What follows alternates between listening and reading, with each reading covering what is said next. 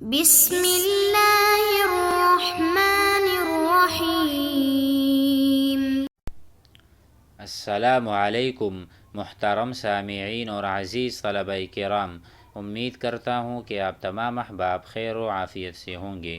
آج کا ہمارا سبق نمبر 30 ہے، جس میں ہم شاعر الحارث بن وعلہ کو پڑھیں گے۔ یہ ایک جاہلی شاعر ہیں۔ یوم ذی وقار میں اپنی قوم کا یہ سردار تھا، تو یہ ان اشعار میں اپنی بیوی کو خطاب کر کے کہتا ہے۔ تو آئیے اپنی بیوی سے کیا کہتا ہے ذرا اس کو ملاحظہ کریں، سنیں اور اس کو سمجھ لیں۔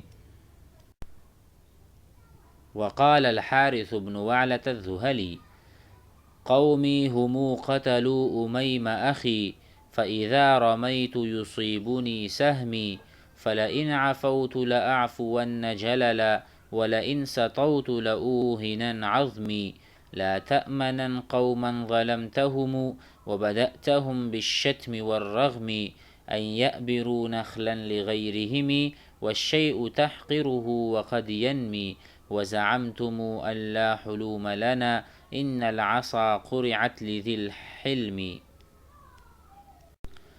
ووطئتنا وطئا على حنق وطأ المقيد نابت الهرم وتركتنا لحما على وضم ولو كنت تستبقي من اللحم۔ ترجمہ کرتے ہیں، قومی ہم قتلوا، میری قوم نے، اے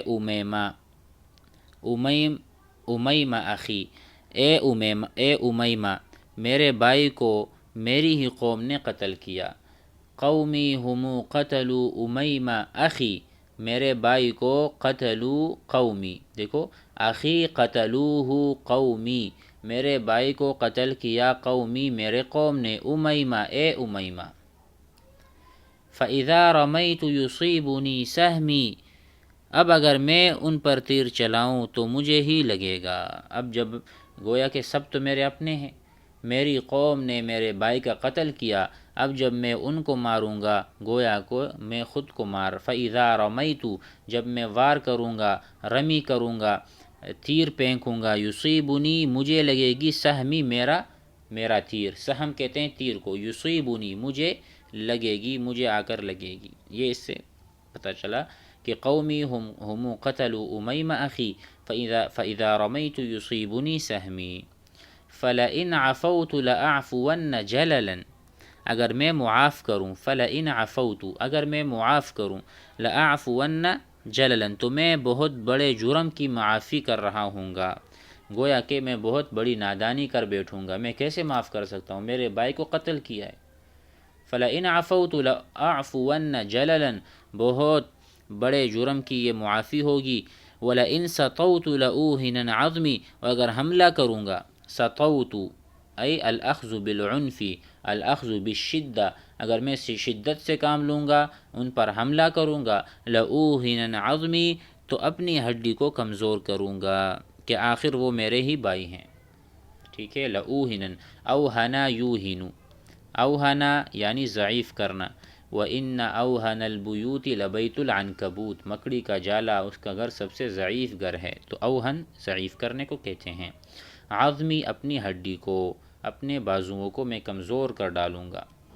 لا تأمنن قوما ظلمتهم، اس قوم سے جس پر تو نے ظلم کیا اس سے امن میں نہ رہیو، وہ کبھی بھی تمہیں امن نہیں دے سکتی۔ کیوں؟ اس قوم سے، لا تأمنن کبھی بھی امن میں نہیں ہو، قوما اس قوم سے، ظلمتهم جس پر تم نے ظلم کیا ہے، وبدأتهم بالشتم والرغم اور جس کو تو نے پہلے گالیاں دی ہو یا ان کو ذلیل کیا ہو۔ پورا ترجمہ، اس قوم سے جس پر تو نے ظلم کیا اور گالی دینے اور ذلیل کرنے میں پہل کی ہے، بے خوف نہ ہو، وہ تمہیں ایک دن ضرور آپ سے بدلہ لے گی اور آپ کو مزہ چکھائے گی۔ تو کہتے ہیں لا تأمنن، امن میں نہیں رہ سکتے، قوما ظلمتهم جس پہ تم نے ظلم کیا، بدأتهم اور تو نے پہل کی ہے، بدأ یبدأ شروع کرنا، پہل کرنا، بالشتم گالی سے یا ذلیل کرنے سے، ان یأبروا نخلا لغیرہم بے خوف نہ ہو اس بات سے کہ وہ تمہارے لیے جو کجور ہیں اس کی اصلاح کریں، کہ بسا اوقات تم کسی شے کو معمولی سمجھتے ہو اور وہ بڑھتی رہتی ہے۔ کہتے ہیں ان یعبروا نخلا، کہ وہ تمہارے لیے کجور کی اصلاح کریں گے، نہیں، کبھی کبھی وہ اصلاح کے نام پر شاخیں بھی کاٹ دیتے ہیں، یہ مراد ہے۔ کہتے ہیں اس کو چھوٹا معاملہ نہ سمجھیے گا، ہو سکتا ہے وہ تمہارے قریب آئیں کہ اصلاح کریں گے، لیکن وہ کچھ زیادہ ہی تم پر غالب آئے۔ والشیء تحقرہ، کسی چیز کو آپ حقیر سمجھتے ہو، وقد ینمی، اور وہ بہت بڑا ہو جاتا ہے، وہ حقیر چیز بہت بڑا دکھتا ہے اور بہت بڑا کام، نما ینمی، آگے بڑھنا۔ تو یہاں پر جو مراد ہے وہ یہ ہے، مطلب یہ ہے کہ کسی کو گالی دے کر یا ظلم و زیادتی کر کے اس سے بے خوف نہیں ہونا چاہیے۔ ممکن ہے وہ کسی دوسرے کے ساتھ مل کر تمہارے خلاف لڑائی کھڑی کر دے، کیونکہ آپ کی معمولی زیادتی و ظلم بڑی جنگ کی جانب مفضی ہو سکتی ہے کہ چنگاری ہی سے تو شعلے بھڑکتے ہیں۔ سمجھ میں آئی بات؟ آگے کہ وَزَعَمْتُمْ أَلَّا حُلُومَ لَنَا، اور تم نے یہ گمان کر رکھا ہے کہ ہم میں عقل نہیں ہے۔ لا حلوم، حلوم حلم کی جائے، اور حلم عقل کو بھی کہتے ہیں۔ وزعمتم، اور تم نے یہ زعم کر لیا، اپنے زعم میں یہ سمجھ لیا، یہ گمان کر لیا، اللہ حلوم لنا، کہ ہمارے پاس عقل نہیں ہے۔ ان العصا قرعت لذی الحلم، تو دیکھ لو لاٹھی عقل مند کے لیے کھٹکھٹائی جاتی ہے۔ ٹھیک ہے، یعنی جب آپ نے ہمارا ایک بندہ قتل کر دیا، گویا کہ آپ نے لاٹھی ہمارے لیے ہلا دی، اب ہم بیدار ہوں، تو کہتے ہیں سو ہم نے تمہارا مطلب سمجھ لیا۔ اس محاورہ میں یہ ہے، جب کسی کی کو تنبیہ کی جائے اور وہ سمجھ جائے تو یہ محاورہ استعمال ہوتا ہے۔ اس محاورے کا پس منظر یہ بیان کیا گیا ہے کہ عامر بن ضرب کی عقل میں آخری عمر میں کچھ فطور آ گیا تھا۔ اس نے اپنے بیٹوں سے کہا کہ جب میں گفتگو کرتے کرتے موضوع سخن سے نکل جاؤں تو تم لاٹھی کٹکھٹایا کرو تو میں سمجھ جایا کروں گا۔ چنانچہ جب وہ بولتے ہوئے موضوع سخن سے نکل جاتے تو لاٹھی کٹکھٹائی جاتی اور وہ سمجھ جاتا۔ تو کہتے ہیں کہ کسی عقل مند شخص کے لیے لاٹھی ہی کافی ہوتی ہے۔ جب لاٹھی کھٹکھٹائی جائے وہ سمجھ جاتا ہے یہ میری طرف اشارہ ہے یا مجھ پر بغاوت ہے، تو وہ بالکل متنبہ خبردار ہو جاتا ہے۔ وَوَطِئْتَنَا، اور اے مقتول بھائی تو نے ہم کو غضبناک آدمی کی مانند رون ڈالا۔ وَطَأَ يَطِئُ، یعنی کسی چیز پر قدم رکھنا، کسی چیز کو رون دینا۔ تو یہ کہہ رہے ہیں کہ آپ نے ہمیں اپنے پیروں سے رون ڈالا۔ وَوَطِئْتَنَا، آپ نے ہمیں رون ڈالا، وَطْعًا، روننے کے ساتھ، عَلَى حَنَقٍ، اور غصے کے ساتھ، وَطْعَ الْمُقَيَّدِ، گویا کسی ایسے آدمی کو کوئی رون ڈالے جو پہلے سے ہی جکڑا ہوا ہو، پہلے سے ہی مقید ہو، پہلے سے ہی باندھا گیا ہو۔ وَطْعَ الْمُقَيَّدِ نَابِتَ الْحَرَمِ، نابت الحرم سے معنی ہے کہ ایک نمکین پودا گھاس حرم، نابت اگنا، تو کہتے ہیں اس میں تازہ ہری گھاس، جب کوئی جانور وغیرہ ہرے گھاس کو رونتا ہے، اسی طرح ہمیں آپ نے بھی رون ڈالا۔ نابت الحرمی، جب گھاس پوس یا جو کھیتی وغیرہ ہوتی ہے اس پر کوئی بکرے وغیرہ یا کوئی گائے بیل چھوڑ دیں تو وہ جس طرح اس کو رون دیا جاتا ہے، اسی طرح آپ نے بھی ہمیں رون دیا اور ہمارے گلے پر زور دے دیا۔ وَتَرَكْتَنَا لَحْمًا عَلَى وَضَمٍ، وضم کہتے ہیں ہر وہ شے جس پر گوشت رکھا جاتا ہے، تو کہتے ہیں وَتَرَكْتَنَا لَحْمًا، آپ نے ہمیں گوشت کی تڑا چھوڑ دیا، کسی بھی لکڑی پر گویا گوشت پڑا ہوا ہے، ہم شاید ایک گوشت کی مانند پڑے ہیں جب ہمیں کوئی کاٹ لے۔ وَلَوْ كُنْتَ تَسْتَبْقِي مِنَ اللَّحْمِ، اور تو نے ہمیں وہ گوشت بنا کر چھوڑا جو قصاب کے تختے پر ہوتا ہے۔ مراد یہ ہے، آگے کہتے ہیں وَلَوْ كُنْتَ تَسْتَبْقِي، اگرچہ کاش کے تو ہمارے بدن پر کچھ گوشت چھوڑتا۔ وَلَوْ كُنْتَ تَسْتَبْقِي، اگر کاش آپ ہمارے جسم پر کچھ گوشت چھوڑ دیتے۔ آپ نے سارا گوشت نکال کر گویا قصاب کے سامنے رکھ دیا ہے۔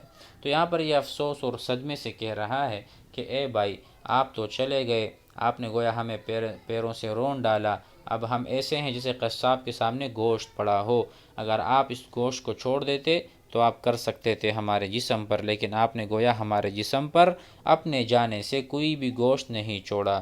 گویا زیادہ صدمے سے اسی بات کہی جا رہی ہے کہ ہم بغیر کسی ابھی آسرے کے ہیں یہاں پر۔